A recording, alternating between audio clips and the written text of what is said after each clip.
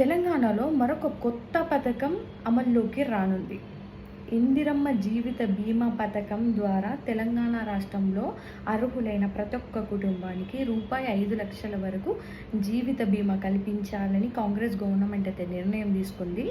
ఈ పథకం జూన్ 2న ప్రారంభం చేయాలని అనుకుంటున్నారు.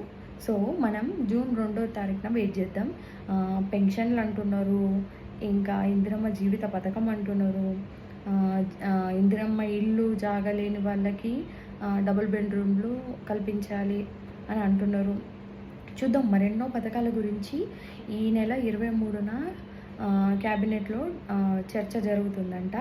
మరి ఏం నిర్ణయం తీసుకుంటారు, ఏం చేస్తారో. మనకైతే ఓ డబుల్ బెడ్రూమ్ ఇచ్చి పెన్షన్లు ఎవరెవరైతే అర్హులు ఉన్నారో వాళ్ళకి పెన్షన్స్ ఇచ్చేసి, ఇంకా మహిళలకి 2,500 ఇవ్వాలి, అది ఇవ్వలేదు, ఇస్తారంటున్నారు.